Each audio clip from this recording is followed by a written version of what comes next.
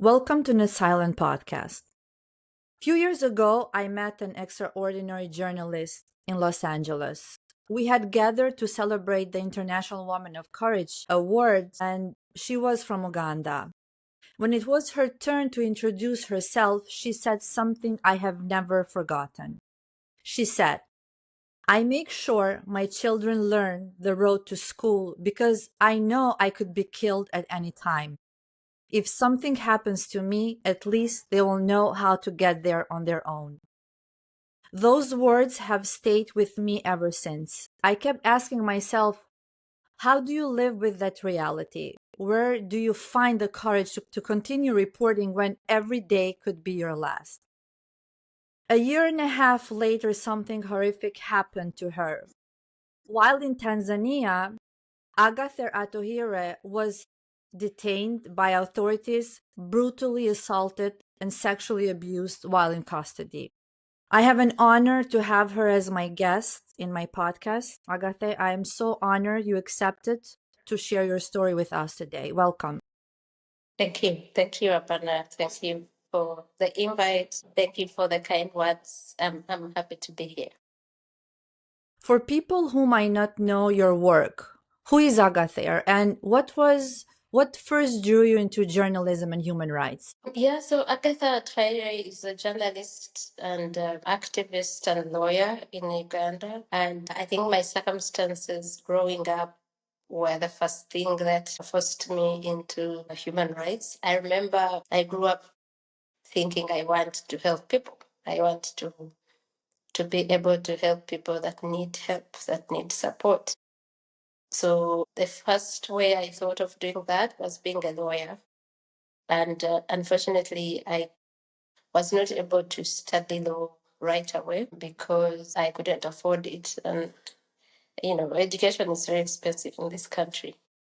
So I studied journalism. And 4 years into journalism, I thought that the profession and the platform were not helping me help people like I wanted to.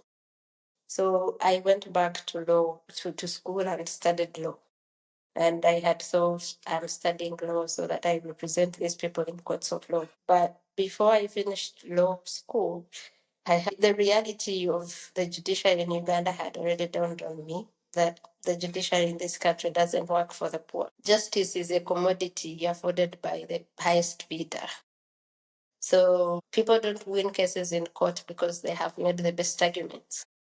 They win because there is an order from above that has said that there's someone that has paid a lot of money for it. So I thought going to court wasn't going to help. And as a friend of mine says, I decided to practice law in the court of public opinion. So that's when I went into activism, where I used both the legal profession and journalism to first share information about human rights abuses, about corruption, about social injustices, but also lead advocacy efforts for some against or for some of these issues. So yeah, that's the long and short about how I ended up here. So you mentioned court basically are corrupted because if Yes. they are not independent means they are under the politics hands, which means being a journalist is even greater risk. So did you realize that going to work as a journalist is going to be very dangerous for you, or you just had the will to help people in the other way? Well, at first I hadn't realized. When I graduated from journalism school in 2011, 15 years ago, things were, one could say, were not yet that bad. There were cases where journalists are arrested, but arrests are per se not the worst thing that can happen to anyone. They would be arrested, arraigned in courts, granted bail. But Uganda now moved from arrests as you know it to kidnapping people, torturing them, refusing to give them bail, refusing to give them any trial. So we in this country, for example, we have about so many people that have been in prison for 5 years, 6, without trial. Yeah, so because this wasn't the case, at least it wasn't as rampant in 2011, I didn't think about that. By the time things got bad and I started to think about that, I don't know if it's my courage or it's not having a way out. You're already here. Like you're already here, sucked into it so deep. You can't Yeah. get out of it. Yeah. So I think that could be. I didn't have a chance to first think about it before because the situation wasn't like it is now. So I cannot tell what I would have done if it was if the situation was the way we see it now. And by the From time it dawned on me, by the time the situation got as bad as it is, I was already in too deep. we don't realize sometimes when you get into journalism, you have the courage and the will to help people, but you really don't, or you underestimate, if I might say, the something that could happen to you.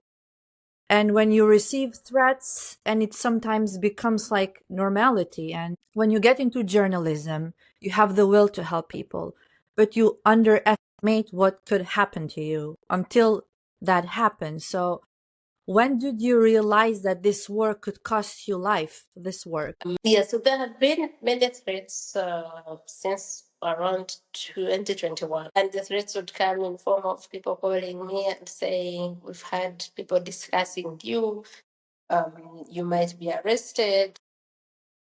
So this happened since 2021. I mean, I tell people that for the last 5 years, I do not remember when I moved without looking over my shoulders, without looking through the mirrors, or when I went to have a drink and left it at the table to go to the bathroom and come and drink it again. So the threats have been there since 2021. But when I came face to face with death was last year in May. I and my colleague from Kenya, Boniface Mwangi, were kidnapped, disappeared, tortured, driven over a distance of about 1,500 miles. It's a place we had flown to, but they had to drive us across the country to throw us at our respective borders. And all this time, they have driven for 48 hours or more. And you're not sure where they're taking you. You're blindfolded the whole time. You're not sure if they will kill you and throw you in the wilderness or in the ocean. And I think that's when I just uh, came face to face with the dangers of being a journalist and an activist. Yeah. You went to Tanzania the day to cover the court case.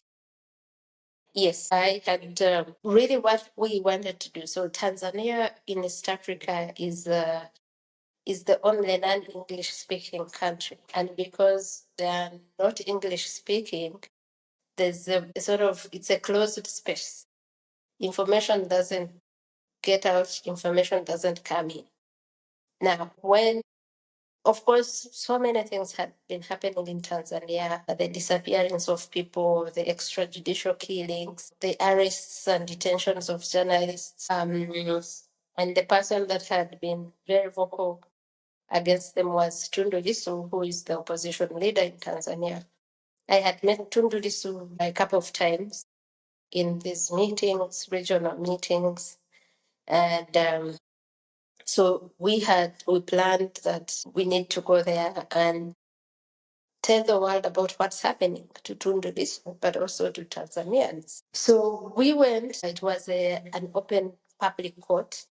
We just went to sit in court and report about what's happening. The problem started by the Tanzanian authorities deporting some of the people that were supposed to be on that delegation. So us that were not very prominent, like I said, it's not unusual for people in Tanzania not to know me. So we got in, and it was my friend Boniface Mwangi who first tweeted about being in Tanzania, and he was tweeting about the deportation of the former Kenyan Justice Minister Martha Karua and two people that she was with. So I think now that's what alerted the authorities in Tanzania to the fact that there were people that would be attending this court case. Yeah, so they first come to arrest Boniface Mangi in the middle of the night. He refuses to open the door. We wake up in the morning, we find them still waiting for him. And they take him because the lawyers that were the legal team of Tundu Lissu had come to the hotel to pick us up with them to the court, which was close by. So the lawyers say very similar laws in Tanzania. So they say they assign two young lawyers to go with Boniface to the immigration to answer whatever questions they had against Boniface, and the rest of us go to court. So when I reached court, I started writing about what had happened. I mean, I was writing in real time what was happening in court, and I was reporting on X. So the court ends. Some of the politicians, prominent people were with, including the former Chief Justice of Kenya, David Maraga. They addressed the press and we go back to the hotel. We were staying at the Serena. So we were having lunch, and these authorities that had arrested Boniface come back with him, and they say they want to take me with them as well to answer some questions.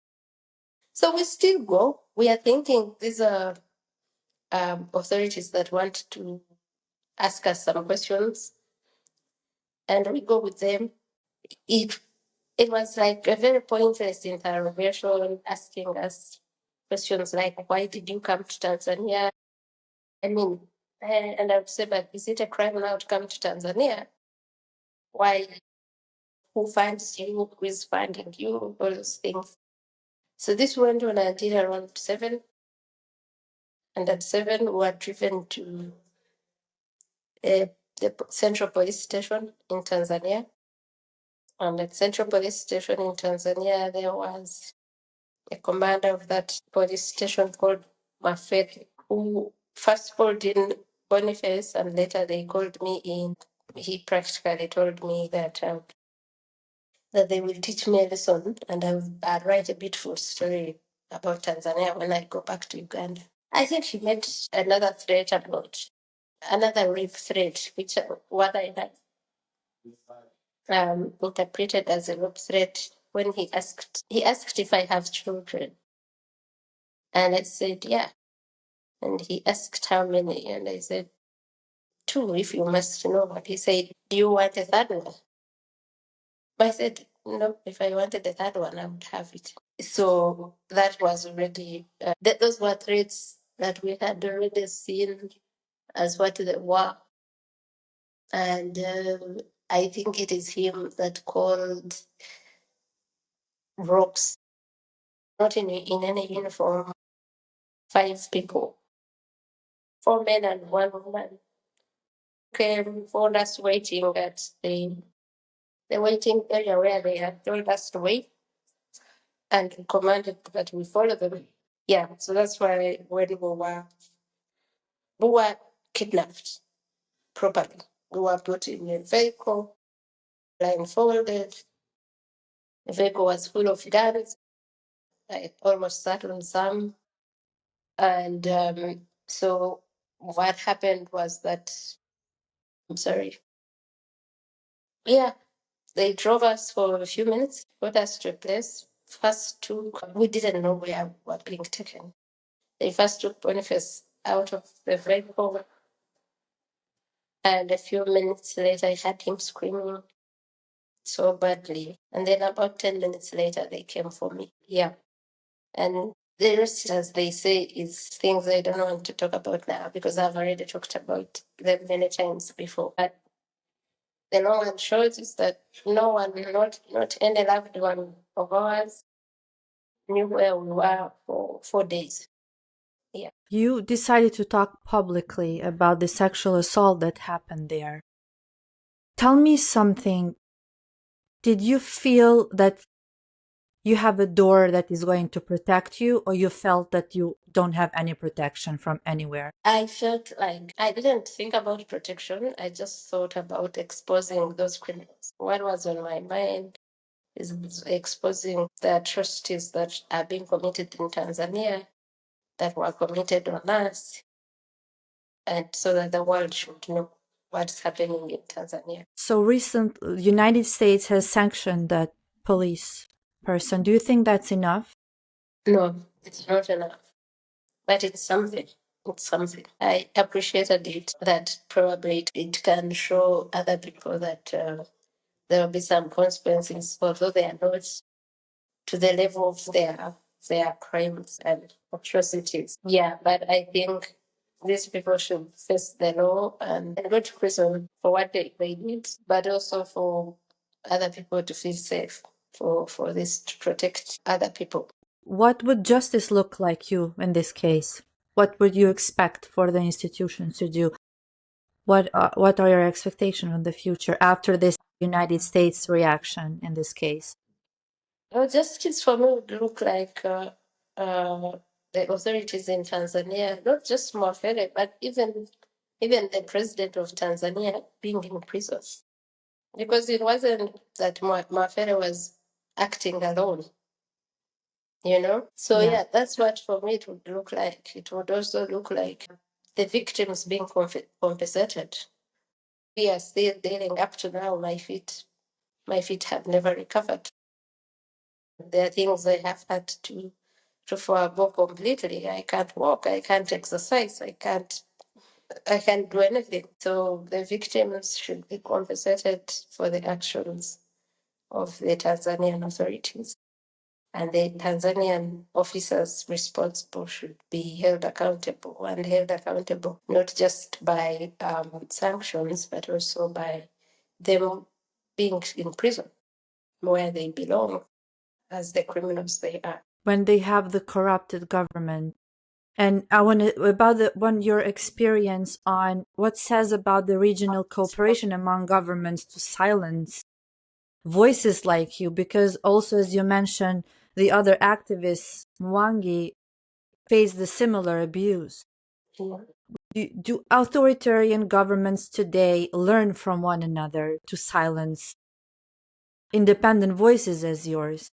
Yeah, I think that we have been very alive to the fact that in this region in East Africa where we are, um, our tormentors, the dictators, are comparing notes. We're even sure they have like a WhatsApp group because the transnational repression has become very rampant. People are abducted from Kenya and they show up in courts in Uganda, like the case of Uganda's opposition leader Xharra, who is still in prison from the time he was abducted from Kenya in 2024. Kenyan activists were kidnapped from here and kept in communicado detention for 2 months, and the courts didn't help until I think there were some informal negotiations. But President Museveni came out and bragged that they had them in a fridge or something. Then we were kidnapped in Tanzania. There's another Kenyan activist much later, I forget his name, who was also kidnapped in Tanzania. There's a Tanzanian activist and journalist, Maria, who was there was an attempt kidnap on him on her in Kenya. There are two other Tanzanians. So in that, independent journalists are increasingly labeled as enemies of foreign agents. Is this what you also face when the reaction of government or judicial system? What do they label for? Because usually we face this campaign against us when we have courage to speak up. That is what we are also labeled as here. It's a rehearsed narrative, and it's really used to blackmail us into silence. So here we are called agents of imperialists. We are called agents of foreigners, so much so that a law was passed in Uganda in May to declare anyone who receives just over $100,000 from a foreign entity, to declare them foreign agents. And the consequences in that law are dire. There's imprisonment of, was it 25 years or and life? Yeah, so we face that every day. And when that law was being debated, everyone kept saying, this law is for you and Agora. That's my organization I work with. I mean, when there have been the security people will arrest protesters and ask them how much money Agatha and Agora has paid them. Yeah, so we get that a lot. So President Museveni has ruled for decades. Now his son is increasingly seen as his successor. So there is no hope for things to change in Uganda. No, there isn't. There isn't. It's a very hopeless, frustrating situation that we are in. When at some point we were hoping that President Museveni will die, and that is our only way of getting rid of him. Now, his son, who seems to be more brutal, has subjected the opposition and critics to much worse conditions, has come up and has gotten so much power. Yeah, so there's no hope for better. Agatha, when you are threatened, Mm-hmm. do you go to the police to report the threats? Do you have as any way to feel protected, or what do you do when you receive these threats? Nothing. You cannot go to police. I mean, police is part of the apparatus threatening you, but the entire so-called security apparatus in this country, it works for President Museveni and his family. So you just have to live with it. You take care of yourself, to watch over your shoulders, like I have told you, to stay in your house almost all the time, so that if they come to pick you up, you're not at least waylaid along the way. Police is not an agency or institution you count on and say it will protect me. No. What about, do they threat your kids? Do they mention your family? No. But some of these people have looked for my elder sister, some of the intelligence people, and told my elder sister that if she doesn't tell me to stop criticizing the government, they will kill me. That's how far they've gone. But they've never threatened my kids. But you still worry about it as well. Yeah. Yeah. I would like to know, when you decided publicly to speak what happened in detention center in Tanzania, what was people's reaction? Because when you decide to speak, is that you want everybody to know what these people are capable of doing. And you, of course, help other people, in this case, an activist and journalist. Were there a reaction of the citizens, of people there?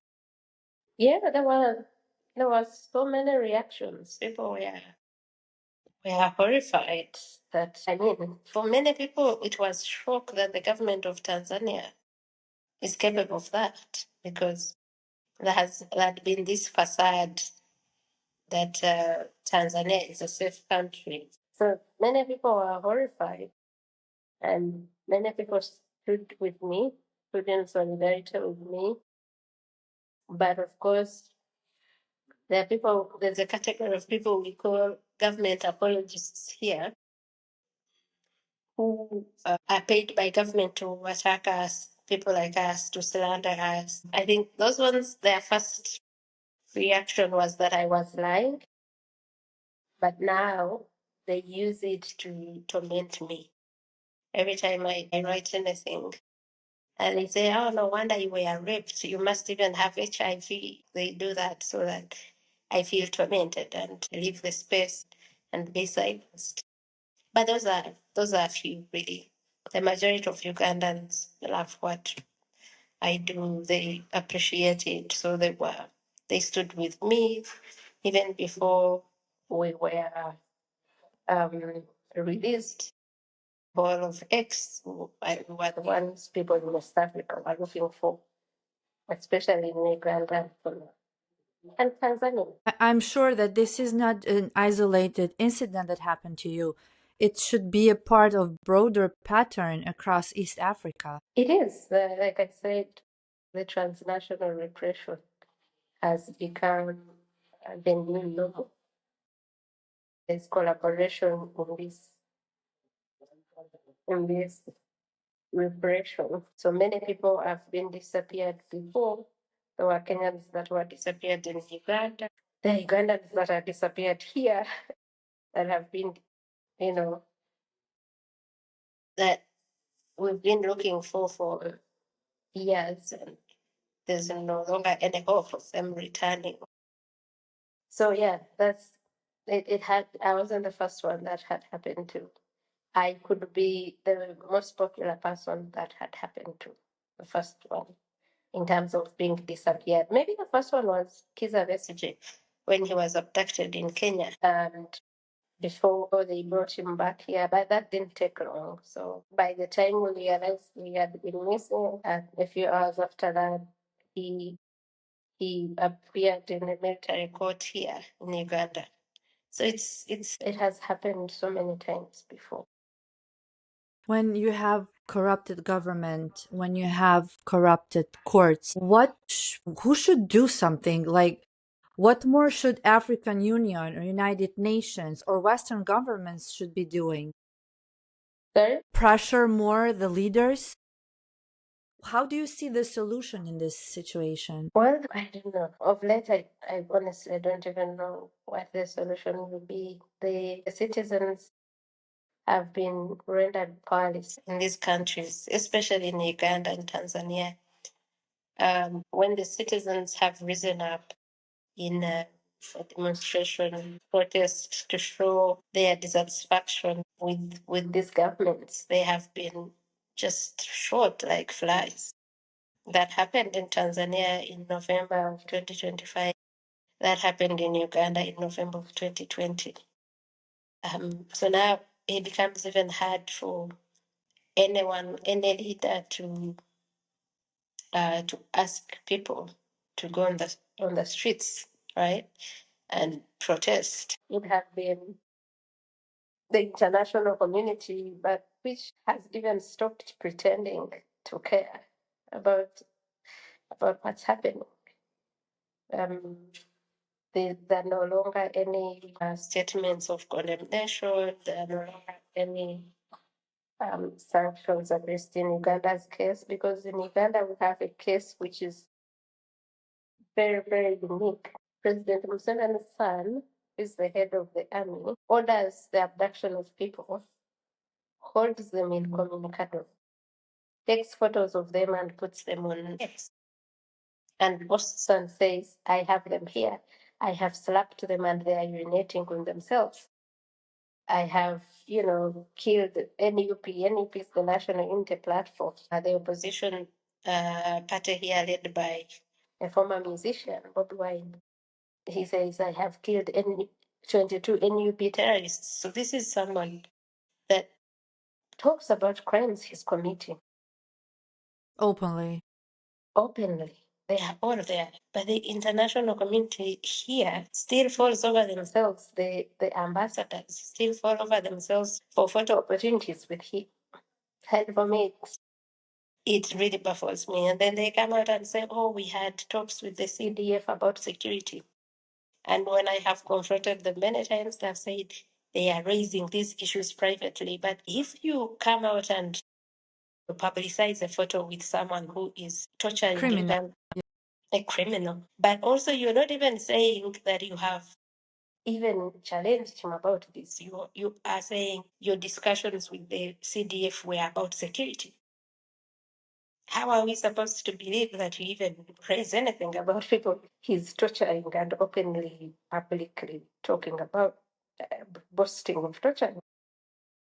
And what has become very clear is that they're actually not challenging him. They want to buy his favor because they have feared the West has feared that it is losing favor to China and Russia. So these authoritarian regimes have increasingly linked to China and Russia, and Europe is now trying to make sure that they do not further alienate them, that their trade interests are not further affected.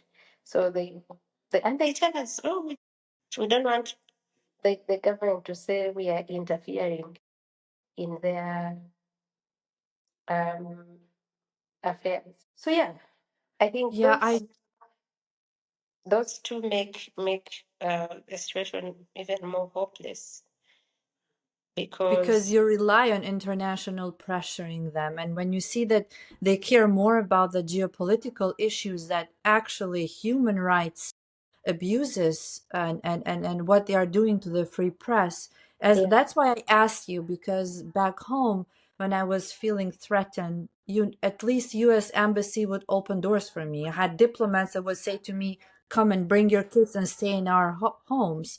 That's what I asked. Is there a door for you to knock when you have to say something? You cannot go to the police. You cannot go to the court. Government, everybody is corrupted. It's hard when you don't have a way, not saying that you need a way out, because it's very hard to be a journalist. You need a lot of strength and courage, and especially a mother, to write in those circumstances where it's not safe at all. But obviously, internationals are also to be blamed. What are they doing there? Why there are embassies there? For what reason? they are there for their interests, for their country's interests, for trade, for whatever. They are not there for Ugandans. And I'm happy that for you, they were helpful to you. That could depend on the timing of when you needed help. Because as you know that the America before Trump is not the America now, right? But that could also have been because of where you are.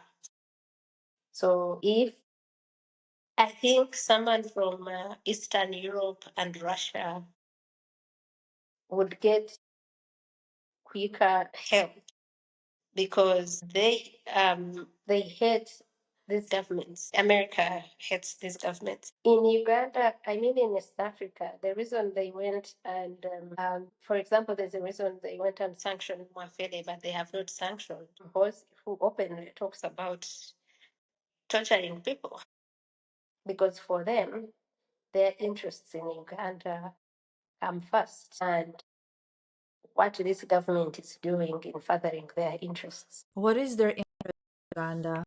The interests have always been that President Museveni gives the army into all these missions in Somalia, the so-called fight against terrorism. What we know now, which was on the front page of the national newspaper here, the government newspaper, was that UPDF, the Ugandan army, is actually going to deploy in Gaza. President Trump has called them and asked them to host refugees, right? And everything President Trump has asked, they have agreed to it. Now, if you're agreeing to what they want, they are not going to interfere in how you're treating your people. So, and that goes for even the European Union. So we have realized that we are on our own as human rights activists. I would say that America still does just a little bit about, for example, when I was disappeared in Tanzania, it's America that put out a statement. They sanctioned Mwafele. The European Union, which, like America, had awarded me for my work. I think the first award I got was from the European Union in 2023 as a human rights defender of the year. They did not say anything, nothing. So there is no more hope that the international community will amplify our voices, will offer us protection, nothing. At least I don't know anyone who has offered me the doors of their houses like you. Yeah. They actually don't like associating with me because they think it would put them in trouble with the president's son. Yeah.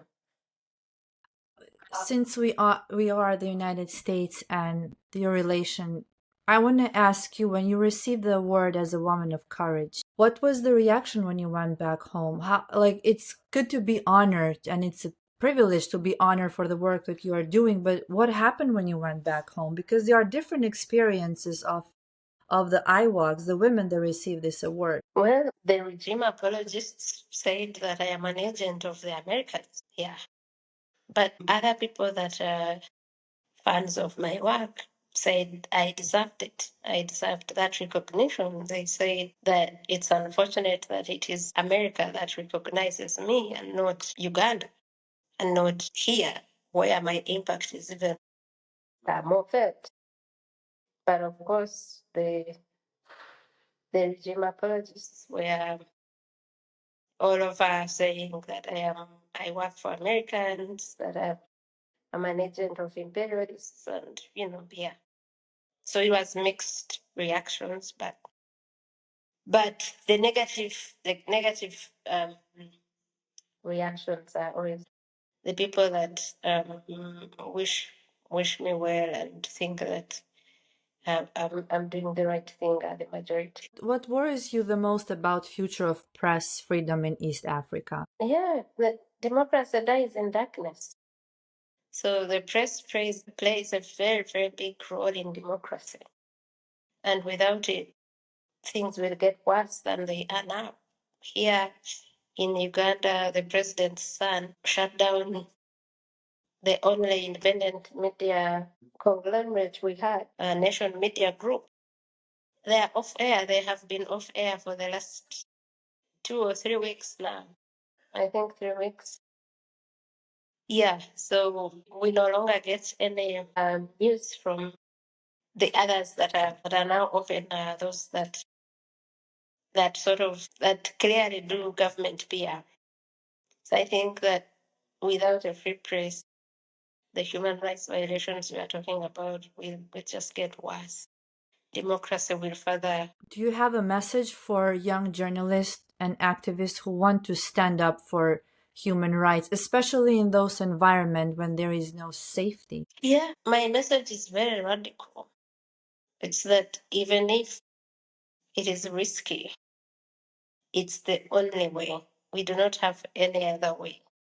Silence is not an option. I mean, people who are doing what they're doing, they will continue doing worse and worse until they come for everyone. So it's better we stand up to them, and if they kill us while standing up to them, that's much better than us sitting and waiting until they come for every one of us, until they just, completely destroy our country. Yeah. After everything, Aga, you have experienced, what still gives you hope every day to wake up and go to work? Honestly, I don't think I even have hope. I just have this belief, very strong belief that keeping quiet is not an option. I don't care whether what I do achieves anything or not. I'll have to do something. I'll have to do something. That's the only way I'll go back home and sleep at night. Yeah. But hope is really, really waning here. Everything just gets more and more bleak what's happening. And if you think that in 2024, I told you that that I know my children would have to go to school on their own. Now it is worse. And I know it when I was disappeared in Tanzania. I came back and my sister had taken them to her house. So when I was picking them up that weekend, I realized that they had packed a lot of luggage. And I said, "Why did you pack everything?" And they said, "Yeah, we thought, what if you don't come back until we go back to school?" This was during a school break. So they had packed everything, saying, thinking, what if they have to go to school from my sister's house if I am not back? So these are kids who are already very alive to the reality that I might not be here, and that reality it gets worse and worse. So about 3 weeks ago, President Museveni's son kidnapped a 73-year-old woman. She used to be a politician, and she was in his father's cabinet up to 2004, when she disagreed with Museveni for removing the term limits from the constitution to allow him to continue as president. And since then, she stayed the most vocal person. She's very brave. She's very vocal. She's very honest. She speaks her mind. She wasn't. She gave an interview where she was talking about how President Museveni has left his brute son in charge, and she was challenging Museveni to come and tell us if he's still in charge. And this guy sent people to ransack her house and her even much older husband. Her husband must have been in his 80s.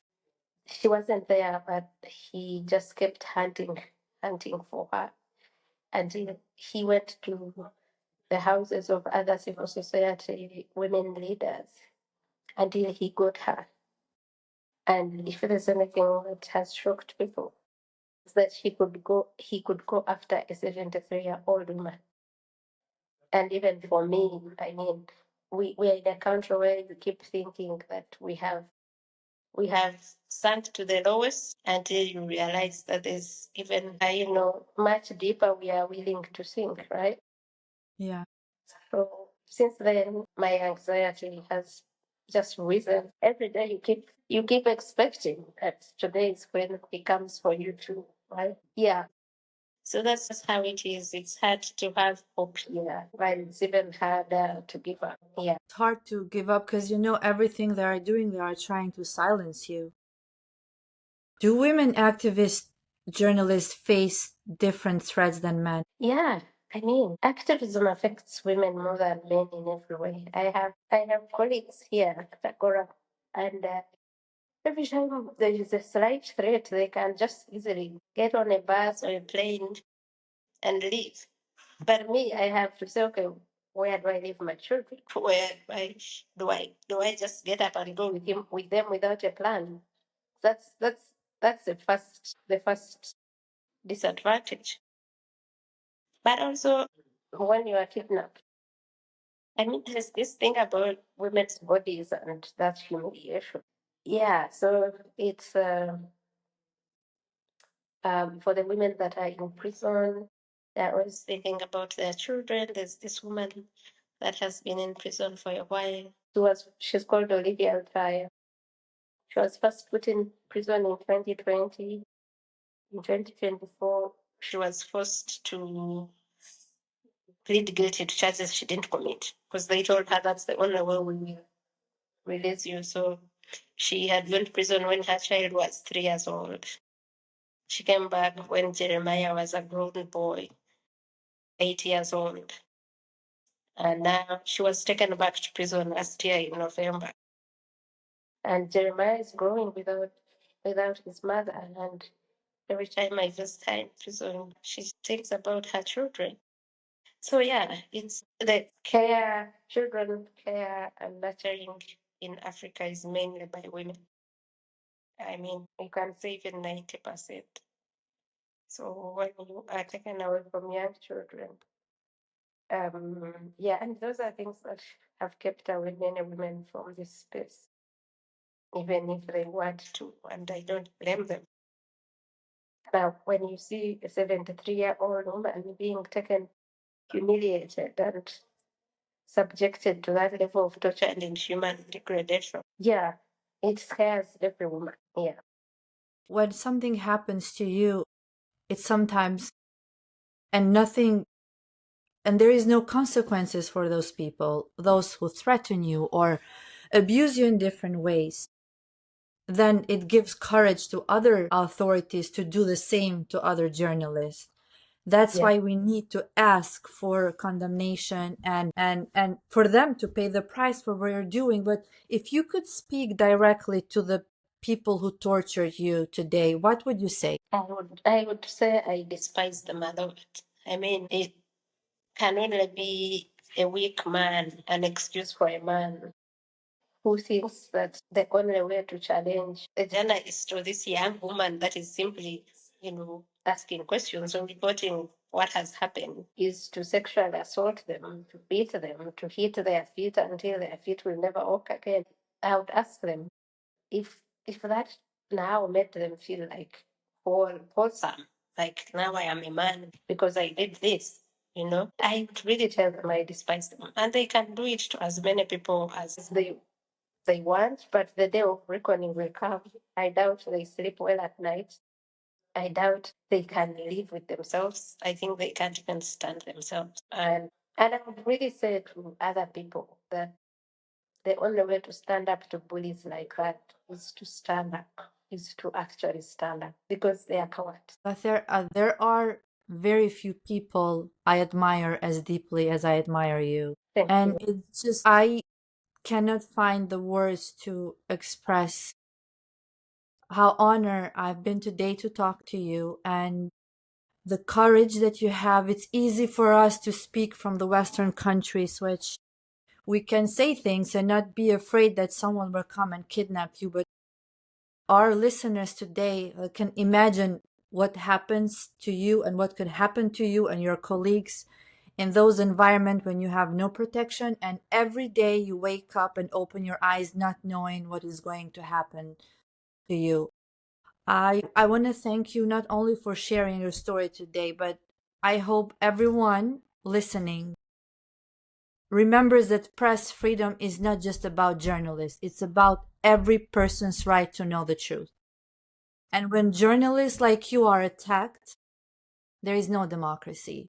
And I can see and I understand how you lost hope in Western support because you have Western representatives who are doing nothing.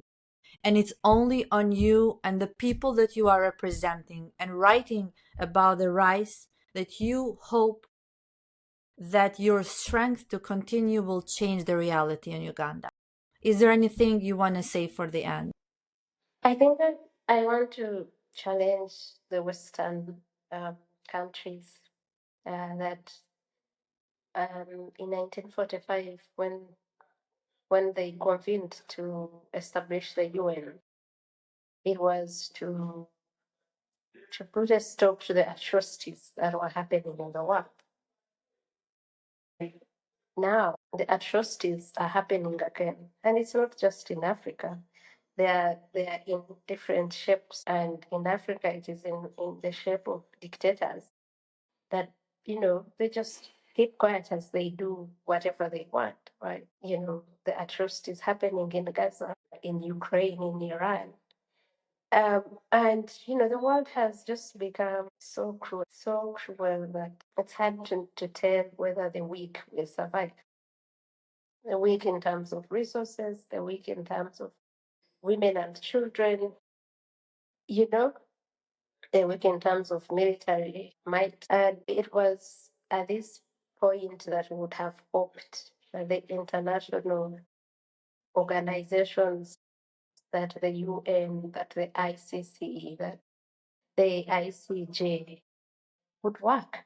Because here we have no power to stand up to Museveni and his son. They have the guns, and they have shown that before when they have killed indiscriminately people that have risen up, the same as Tanzania, the same as Cameroon. We had hoped that the international watchdogs would make sure that we do not go back to the 1940s, 1930s, when humanity was just, being threatened by also human beings.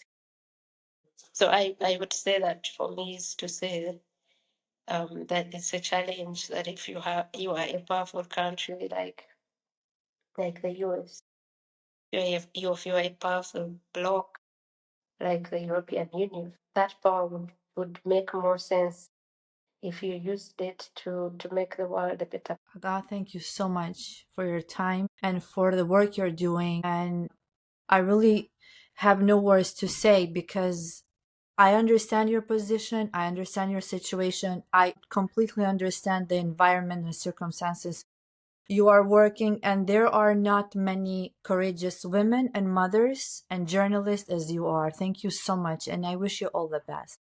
Thank you. Thank you, Arbana. Thank you for having me. And I wish you all the best too. And I know you're doing the best you can. Just make sure that the truth is known, that the truth comes to light. I admire you as well. Thank you, Arbana.